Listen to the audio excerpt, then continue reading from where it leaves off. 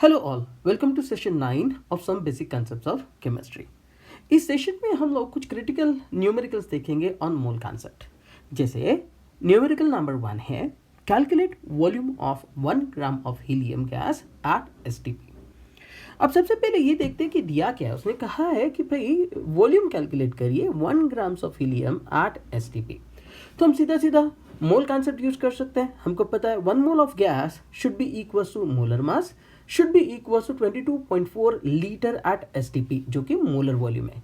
यानी हमारे पास में रिलेशन है 1 mole of gas equal to 22.4 litre. now what is the molar mass of helium? Molar mass of helium is 4 grams.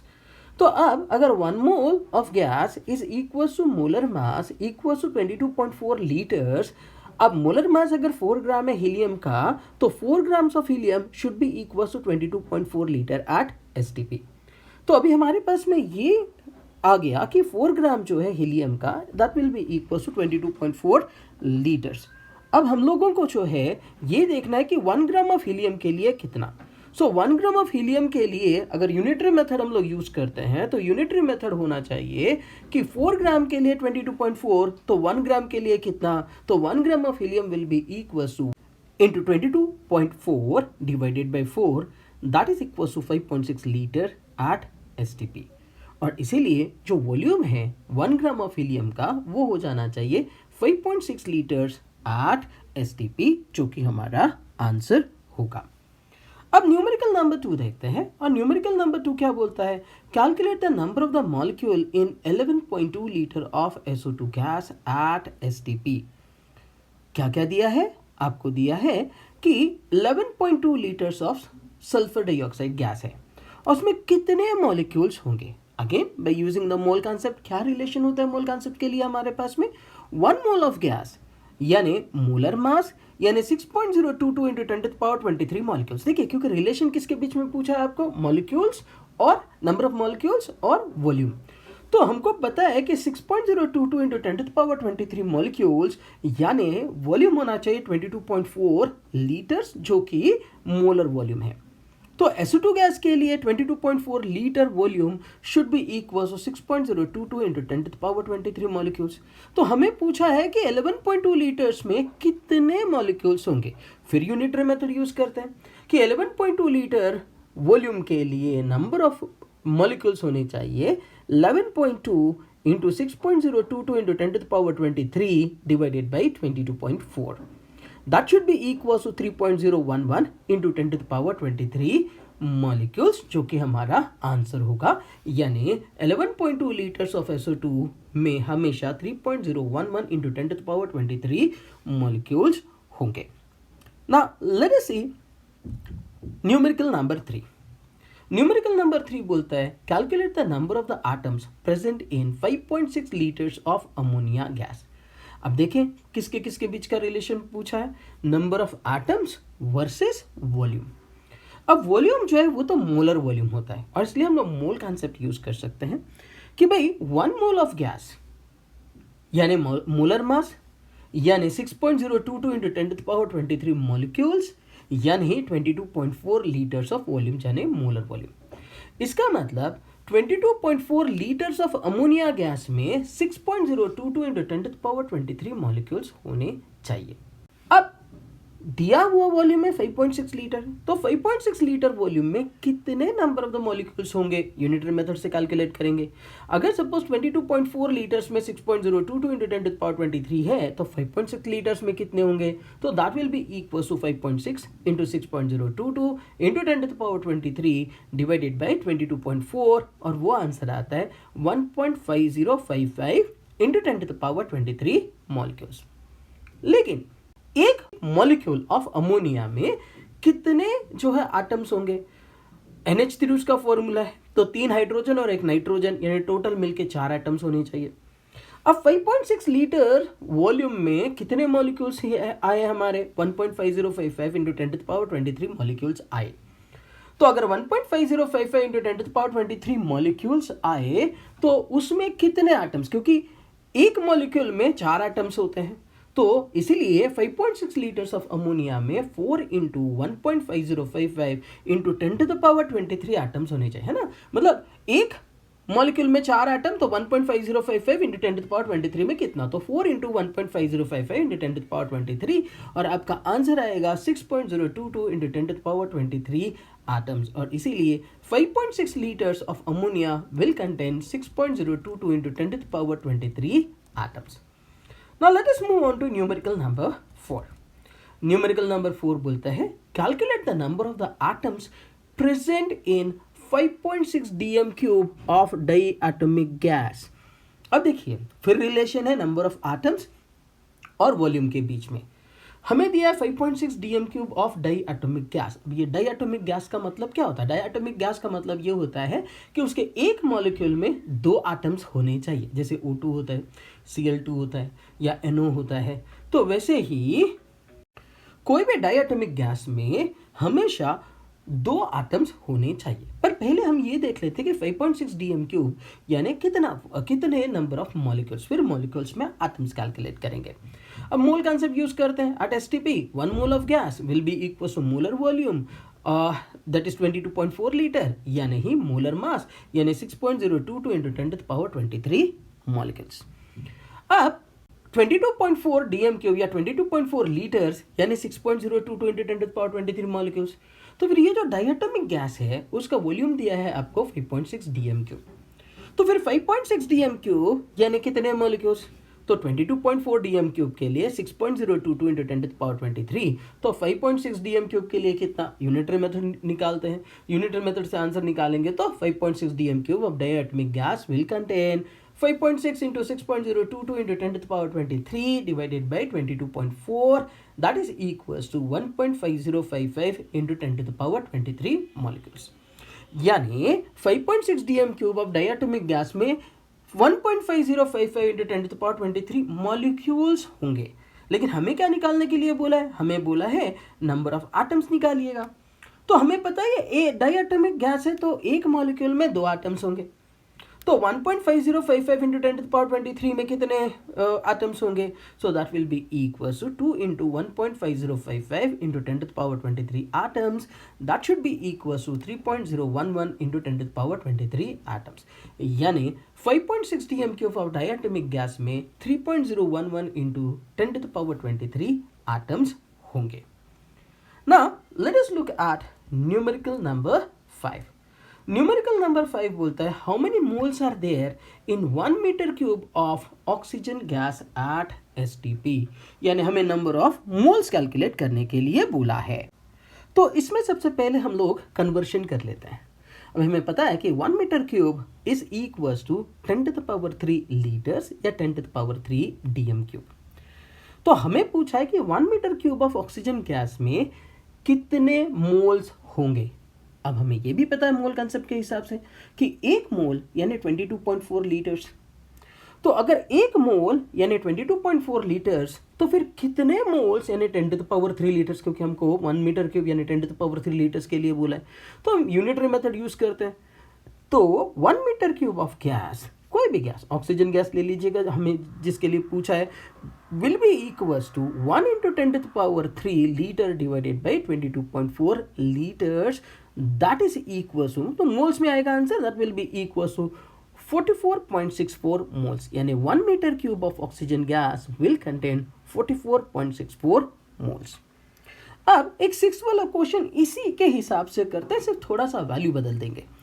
Numerical number 6 है how many moles are there in 5 metre cube of any gas at STP. देखिए कोई भी gas at STP 5 metre cube अगर volume दिया है तो उसमें कितने मोल्स होंगे। फिर कन्वर्शन यूज करते हैं, 1 मीटर क्यूब यानी 10⁻3 लीटर्स, तो फिर 5 मीटर क्यूब यानी कितना, 5 इंटू 10⁻3 लीटर्स। अब हमें ये पता है कि 1 mole of gas will occupy 22.4 litres.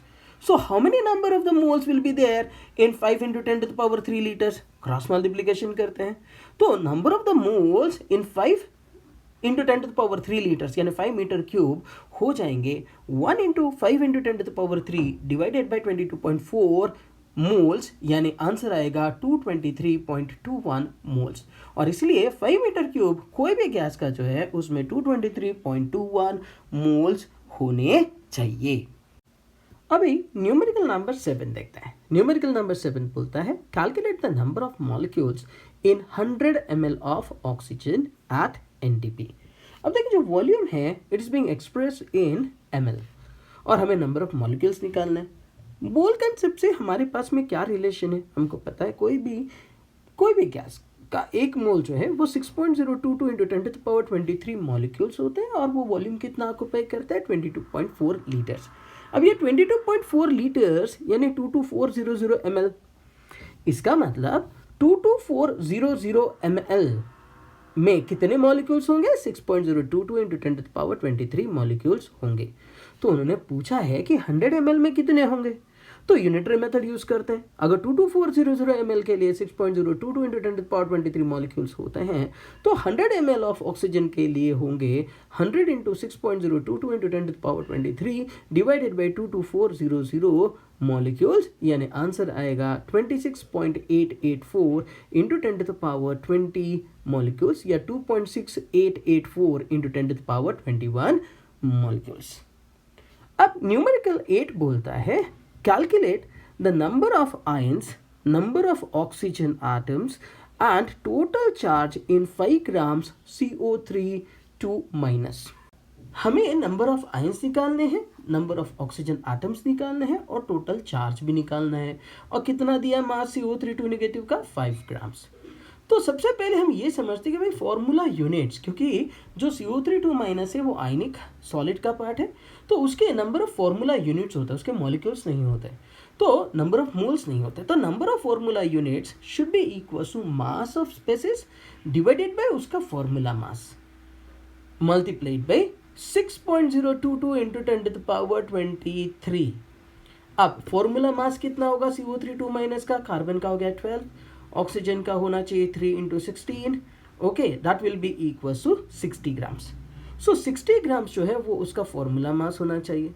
तो फॉर्मूला मास अगर सपोज 60 ग्राम्स और मास ऑफ CO3 नेगेटिव कितना दिया हमें 5 ग्राम्स, तो नंबर ऑफ फॉर्मूला यूनिट्स कितने निकलेंगे, number of formula units will be equal to 5 divided by 65 given mass 60 formula mass into 6.022 into 10 to the power 23 यानी approximately 5 into 10 to the power 22 जो है आपके पास में फॉर्मूला यूनिट्स होंगे। अब हमें फॉर्मूला यूनिट्स मिले, ओके, तो फॉर्मूला यूनिट्स में कितने आयंस होंगे ये हम लोगों को देखना है। अब सबसे पहले तो फॉर्मूला यूनिट्स यानी नंबर ऑफ द आयंस होने चाहिए, क्योंकि जितने फॉर्मूला यूनिट उतने ही क्या होंगे आयंस होंगे। इसका मतलब नंबर ऑफ आयंस आपके हो गए हैं 5 इंटू 10 टू द पावर 22। अब हम ये देखते हैं कि इसके अंदर कितने जो है एटम्स होंगे। अब हमें पता है कि एक जो CO3 है उसके अंदर 3 ऑक्सीजन आटम है और एक कार्बन आटम है, लेकिन हमें क्वेश्चन में पूछा है कि how many number of oxygen atoms are there, तो हमें 3 ही ऑक्सीजन आटम लेने पड़ेंगे। तो एक फॉर्मूला यूनिट में 3 ऑक्सीजन आटम्स है तो 5 into 10 to the power 22 formula units में या आयंस में कितने ऑक्सीजन आटम्स होंगे, that will be equal to 3 into 5 into 10 to the power 22 यानी 15 into 10 to the power 22 atoms होंगे। कौन से वाला आटम्स, ऑक्सीजन आटम्स। तो नंबर ऑफ आयंस निकल गए, नंबर ऑफ ऑक्सीजन आटम्स भी निकल गए। अब हमें निकालना है चार्ज। एक फॉर्मूला यूनिट पे 2 नेगेटिव चार्ज है। अब एक यूनिट चार्ज यानी 1.6 into 10 to the power -19 coulombs, that is a charge on electron, 1.6 into 10 to the power -19 coulomb. तो 2 के ऊपर कितना चार्ज होगा, CO3 है ना, नॉट ऑन टू 2, CO3 है तो 2 नेगेटिव है, तो 2 negative should be equal to 2 into 1.6 into 10 to the power -19, यानी एक फॉर्मूला यूनिट के ऊपर 2 into 1.6 into 10 to the power -19 coulomb इतना चार्ज होना चाहिए। तो हमारे पास में फॉर्मूला यूनिट्स कितने, 5 into 10 to the power 22। So what will be the total charge, तो टोटल चार्ज होगा 5 into 10 to the power 22 into 2 into 1.6 into 10 to the power -19। ये 2 into 1.6 into 10 to the power -19 एक फॉर्मूला यूनिट के ऊपर का चार्ज। Total number of formula unit कितने, 5 into 10 to the power 22। तो इनका मल्टीप्लीकेशन करेंगे तो आपका आंसर आएगा 1.6 into 10 to the power 4 coulombs, यानी near about 16,000 coulombs. So the charge will be 16,000 coulombs। अब आइए और एक न्यूमेरिकल करते हैं, numerical number 9। From 200 milligrams of CO2, 10 to the power 21 molecules are removed. तो हमें बोला है कि 200 मिलीग्राम्स ऑफ CO2 दिया हुआ है, उसमें से 10⁻21 मॉलिक्यूल्स हमने निकाल दिए। How many grams and moles of CO2 are left? तो उसमें कितने जो है मोल्स ऑफ CO2 जो है, ग्राम कितने और मोल्स कितने CO2 के बचे हैं। तो सबसे पहले तो ये समझिएगा कि जब भी हम माइनस करेंगे तो 200 मिलीग्राम्स ऑफ CO2 ये मास है, उसमें से 10⁻21 मॉलिक्यूल्स तो माइनस नहीं कर सकते। ओके, तो इसलिए सारा डाटा को हम लोग पहले लिख देते हैं मोल्स में। यानी पहले ये सोचिएगा 200 milligrams of CO2 minus 10⁻21 molecules should be equal to x moles. लेकिन एक मास में है, दूसरा नंबर ऑफ मॉलिक्यूल्स में है, तीसरा मोल्स में है, तो ऐसा नहीं हो सकता। तो सारे डाटा को मोल्स में कन्वर्ट करते हैं। तो 200 milligrams divided by gram molecular mass अगर करेंगे तो वो मोल्स कहलाएंगे। सिमिलरली 10⁻21 हमको पता है एक मोल में नंबर ऑफ मॉलिक्यूल्स या नंबर ऑफ एटम्स होने चाहिए 6.022 इंटू 10⁻23। सो 6.022 इंटू 10⁻23 मॉलिक्यूल्स होने चाहिए, तो उससे डिवाइड कर लेते हैं। तो 10⁻21 को 6.022 इंटू 10⁻23 से डिवाइड कर लेंगे तो वो भी नंबर ऑफ मोल्स हो जाएगा, तो आपको x मोल्स निकलेंगे। तो अभी देखिएगा कि अगर सपोज 200 डिवाइडेड बाई हम लोग क्या करते हैं, ग्राम मोलिकुलर मास 44 ग्राम से डिवाइड करते हैं। ओके, और जो हमारा क्या आया था 10⁻21 डिवाइडेड बाय अगर सपोज हम लोग करते हैं 6.022 इंटू 10⁻23 अगर सपोज करते हैं, तो हम लोगों को नंबर ऑफ जो है वो मोल सब में मिलेंगे। तो हमारा डायरेक्टली जो आंसर है वो मोल्स में आंसर आना चाहिए। That will be equal to 2.884 into 10⁻³ moles, यानी 0.002884 मोल्स। अब ये तो निकल के आ गया आपके नंबर ऑफ द मोल्स कितने बचे हुए हैं। अब आपको पूछा है कि कितना ग्राम्स। अब हमें पता है कि 44 ग्राम्स यानी 6.044 ग्राम्स, ओके, यानी 1 मोल। तो भाई अगर सपोज 44 ग्राम्स यानी 1 मोल, तो फिर 0.002884 मोल्स यानी कितना ग्राम्स। तो अगर 1 मोल यानी 44 ग्राम्स और 0.002884 मोल्स यानी x ग्राम्स, तो क्रॉस मल्टीप्लिकेशन करते हैं तो that will be equals to 44 into 0.002884 divided by 1, so that will be coming down to be 1.269 into 10⁻⁻1 gram or equals to 126.9 milligrams. तो इस तरीके से number of the moles left कितना हो जाएगा 0.002884 मोल्स, और मास कितना बचेगा CO2 का, दैट विल बी 126.9 मिलीग्राम्स। अब आइए क्वेश्चन नंबर 10 देखते हैं। सो न्यूमेरिकल नंबर 10 कहता है how many years it would take to spend Avogadro's number of rupees at the rate of 10 lakh rupees per second. यानी ये बोलता है कि अगर सपोज आपके पास में एवोगाड्रोस नंबर इतना, कितना होता है एवोगाड्रोस नंबर 6.022 इंटू 10⁻23, इतने पैसे हैं आपके पास में, इतने रुपीस है आपके पास में, और आपने अगर सपोज 10 लाख रुपीस पर सेकेंड अगर सपोज खर्चा करना शुरू किया, तो आपके पैसे कितने दिनों में खत्म होने वाले। तो देखिए हम लोग लिखते हैं एवोगाड्रोस नंबर कितना है 6.022 इंटू 10⁻23, तो अमाउंट ऑफ रुपीस आपके पास में कितने हो गए 6.022 इंटू 10⁻23 हो गए, और रेट ऑफ स्पेंडिंग क्या है आपका 10 लाख पर सेकेंड। तो 10 लाख पर सेकेंड यानी 10⁻6 पर सेकेंड। सो इसलिए आपको टाइम कितना लगेगा, तो time will be equals to 6 number of rupees divided by spending rate. So T will be equals to 6.022 into 10⁻23 divided by 10 lakh seconds. So that comes on to be time period होगा आपका 6.022 into 10⁻17 seconds. अब इसको हम लोग जो है years में convert करते हैं। अब हमको पता है 1 आवर यानी 3600 सेकेंड्स, और 1 डे में 24 आवर्स, और 1 ईयर में 365 डेज। तो एक साल में कितने सेकेंड्स होंगे, that will be equals to 3600 into 24 into 365 seconds. और इसीलिए हमारा जो स्पेंडिंग टाइम होगा ईयर्स में वो कैसा होगा, अभी तक जितने सेकेंड्स लगे डिवाइडेड बाय 1 ईयर में कितने सेकेंड्स लगेंगे। सो टाइम आपको जो लगेगा इतने पैसा खर्चा करने के लिए, that will be equals to 6.022 into 10⁻17, जो आपका के सेकंड्स में टाइम है, डिवाइडेड बाय एक साल में कितने सेकंड्स है, 3600 इंटू 24 इंटू 365। तो आपका फाइनल आंसर निकल के आता है 1.909 इंटू 10⁻10, यानी लगभग 2 इंटू 10⁻10 ईयर्स। इतना साल तो आपका लाइफ ही नहीं रहेगा। बट इतने पैसे अगर सपोज आपके पास में एवोगाड्रोस नंबर इतने, तो आपको लगभग 2 इंटू 10⁻10 ईयर्स इतना टाइम लगेगा वो स्पेंड करने के लिए। Isn't that fantastic? चलो न्यूमेरिकल नंबर 11 करते हैं। न्यूमेरिकल नंबर 11 कहता है how many grams of sulphur are required to produce 196 grams of H2SO4। अभी ये थोड़ा न्यूमेरिकल डिफरेंट टाइप का है। वो बोलता है कि how many grams of sulphur are required to produce 196 grams of H2SO4। अब देखिए मॉलिक्यूलर मास H2SO4 का होगा, देखिए हाइड्रोजन का 1 होता है तो 2 इंटू 1, सल्फर का 32 प्लस 4 इंटू ऑक्सीजन का 16, तो 98 ग्राम्स। मोलर मास जो है वो H2SO4 का होगा 98 ग्राम्स। अब ये 98 ग्राम्स में से सल्फर होता है 32 ग्राम्स। अब उसने हमसे ये पूछा है कि आपको कितना अमाउंट ऑफ सल्फर, कितना ग्राम्स ऑफ सल्फर लगेगा अगर हम 196 ग्राम्स ऑफ H2SO4 बनाते हैं। तो अभी हमारे पास में फिर से यूनिटरी मेथड है। 98 ग्राम्स के लिए 32 ग्राम्स ऑफ सल्फर लगता है, 98 ग्राम्स ऑफ H2SO4 के लिए 32 ग्राम्स ऑफ सल्फर लगता है, तो 196 ग्राम्स ऑफ H2SO4 के लिए कितना लगेगा? That will be equal to 196 into 32 divided by 98 grams of sulphur लगेगा। तो answer comes down to be 64 grams of sulphur. यानी हम लोगों को 64 ग्राम्स ऑफ सल्फर लगेंगे to produce 196 grams of H2SO4। Now let us try question number or numerical number 12.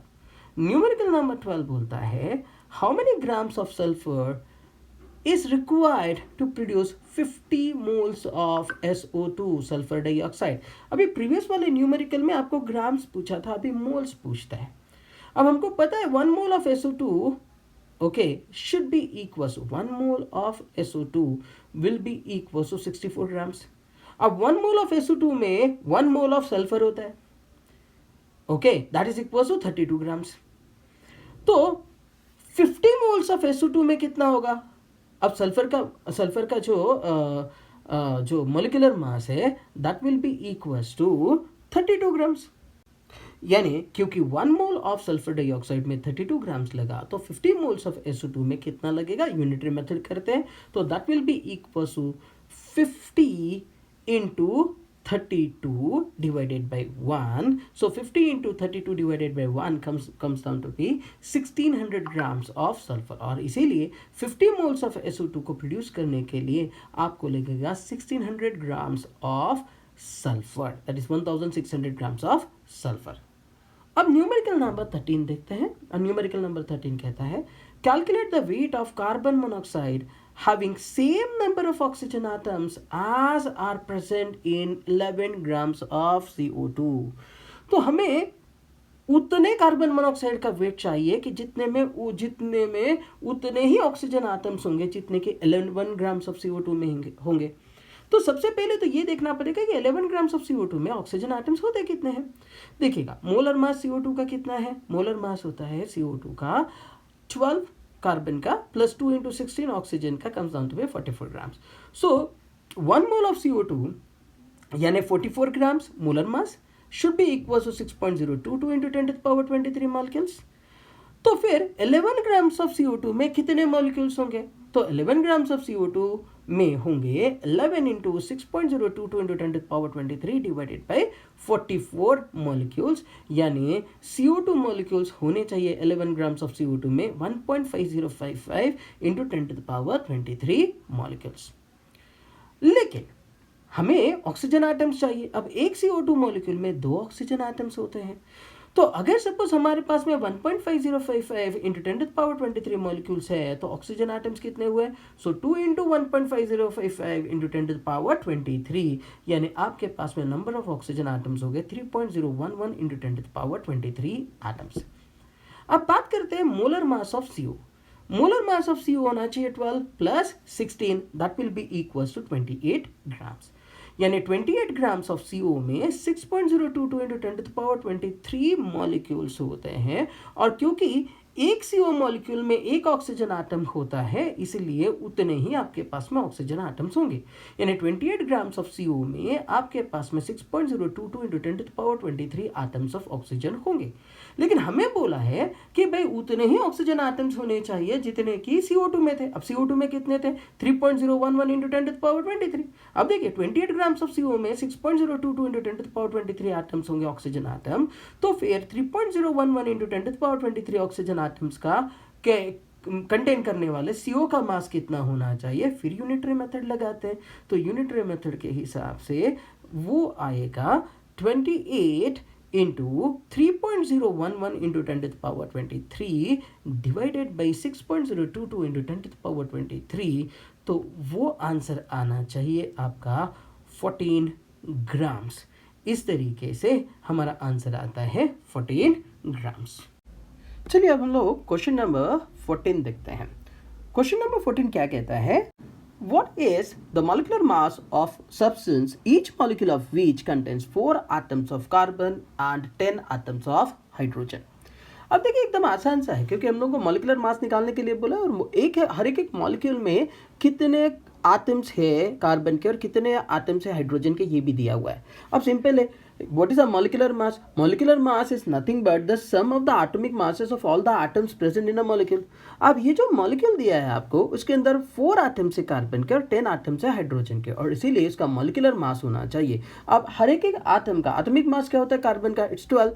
तो 4 atoms है तो मॉलिक्यूलर मास हो जाएगा 4 इंटू 12 प्लस हाइड्रोजन कितने 10 इंटू उसका एटॉमिक मास कितना 1, सो 10 into 1, so 4 into 12 plus 10 into 1, that comes down to be 48 plus 10, that is 58 U. Now what is U? U is a unified mass. और उसका gram molecular mass अगर हमको निकालना है तो ग्राम मॉलिक्यूलर मास हो जाएगा उसका 58 grams. So the U is being replaced by gram, so it will be into the gram atomic mass. ये एकदम आसान सा न्यूमेरिकल था। अब चलिए न्यूमेरिकल नंबर 15 देखते हैं। न्यूमेरिकल नंबर 15 कहता है calculate the volume occupied by number 1 28 unified mass of nitrogen gas, number 2 14 grams nitrogen gas at STP। अब इस क्वेश्चन में हमें वॉल्यूम कैलकुलेट करना है, और देखिए दो दिए हैं 28 U, दैट इज 28 AMU, और सेकेंड दिया है 14 ग्राम्स ऑफ नाइट्रोजन। सो एक ग्राम में दिया है, एक AMU या यूनिफाइड मास में दिया है। सबसे पहले हम लोग ये समझते हैं कि कोई भी सब्सटेंस का या कोई भी गैस का एक mole will be equal to molecular mass, और वो ऑक्युपाई करेगा 22.4 लीटर वॉल्यूम एट STP। अब मोलर मास जो है नाइट्रोजन का that will be equal to atomic mass होता है 14, सो 2 एटम से 2 into 14 will be equal to 28 grams. Now let us start with the first one. 28 grams of nitrogen जो है ना, उसका वॉल्यूम होना चाहिए 22.4 लीटर, और हमें मास कितना दिया है 28 U, तो उसको पहले ग्राम्स में कन्वर्ट करते हैं। हमको पता है 1 AMU equals to 1.66 into 10 to the power -24 grams, तो जो मास दिया है 28 U that will be equals to 28 into 1.66 into 10 to the power -24 gram, that is equals to 4.648 into 10 to the power -23 grams. तो अगर 28 grams of nitrogen will occupy 22.4 litre, तो 4.648 into 10 to the power -23 grams कितना occupy करेगा? Unitary method से करेंगे, that will be equals to 4.648 into 10 to the power 23 into -23 into 22.4 divided by 28, that comes down to be 3.7184 into 10 to the power -23 liters। अभी second वाला part देखते हैं question का। उन्होंने पूछा 14 ग्राम्स ऑफ नाइट्रोजन गैस कितना वॉल्यूम ऑक्युपाई करेगा। अब हमको पता है 28 ग्राम्स ऑफ नाइट्रोजन ऑक्युपाई करता है 22.4 लीटर, तो फिर 14 ग्राम्स ऑफ नाइट्रोजन कितना ऑक्युपाई करेगा? फिर unitary method, so 14 grams of nitrogen will occupy equals to 14 into 22.4 divided by 28, that is equals to 11.2 litres. Now let's move to question number 16, और question number 16 क्या कहता है? Question number 16 एक fantastic question, ये बोलता है P and Q are two elements which form two compounds P2Q3 and PQ2. If 0.15 mole of P2Q3 weighs 15.9 grams and 0.15 mole of PQ2 weighs 9.3 grams. What are the atomic weights of P and Q? अब देखिए बहुत अच्छा सा question दिया हुआ है। हमको बोला कि भाई P और Q जो है वो दो एलिमेंट्स हैं और उनके दो डिफरेंट कंपाउंड्स बनते हैं P2Q3 और PQ2 और 0.15 मोल्स ऑफ P2Q3 जो है उसका वेट आ रहा है 15.9 ग्राम्स और 0.15 मोल ऑफ PQ2 का वेट आ रहा है 9.3 ग्राम। अभी हमको पूछा atomic weights of P and Q क्या होंगे। नाउ लेट अस अज्यूम कि भाई जो एटॉमिक वेट्स है एलिमेंट्स P एंड Q के वो A एंड B है रिस्पेक्टिवली। P का A है और B का और Q का जो है वो B है। अब अगर सपोज हम मोलर मास निकालना चाहेंगे किसका P2Q3 का है, कंपाउंड दिया पहला वाला P2Q3, तो what is a molar mass? Molar mass और molecular mass is the sum of the atomic masses of all the atoms of different elements present in the molecule. तो 2 P है और 3 Q है और इसीलिए क्योंकि P का एटॉमिक मास हमने A माना है और Q का एटॉमिक मास हमने B माना है और इसीलिए P2Q3 का मोलर मास हो जाएगा 2A plus 3B। Similarly molar mass of PQ2 हो जाएगा A प्लस 2B। अब हमको पता है कि भाई फॉर्मूला वेट या mass of a substance should be equal to number of moles into molecular mass. देखिए मोलर मास यानी एक मोल का मास, तो what should be the mass of the substance? That should be equal to number of moles into molar mass. तो P2Q3 का कितना होना चाहिए, मतलब कि रिलेशन बनाते हैं mass, so that will be equal to 0.15 जो कि मोल्स है इनटू उसका molar mass 2A plus 3B should be equal to जो उसका वेट आया था 15.9। तो इसको सॉल्व करते हैं, तो सॉल्व करेंगे तो हमको मिलेगा 2A plus 3B equal to 1590 upon 15 या रिलेशन मिलेगा 2A plus 3B equal to 106। Let this be equation number 1। अब सिमिलरली हम लोग PQ2 के लिए सॉल्व करते हैं। PQ2 का जो नंबर ऑफ मोल्स है वो कितना दिया था 0.15 मल्टीप्लाइड बाय उसका मॉलिक्यूलर मास, उसका मोलर मास होना चाहिए A plus 2B should be equal to 9.3। अब इसको सॉल्व करते हैं तो 15 into A plus 2B equal to 930 या A plus 2B equal to 930 divided by 15 या A plus 2B should be equal to 62। अब हम क्या करते हैं, इसको इक्वेशन नंबर 2 बोल देते हैं और इक्वेशन नंबर 2 को अगर हम 2 से मल्टीप्लाई करते हैं तो 2 से मल्टीप्लाई करने पे ये होगा 2A plus 4B equal to 124।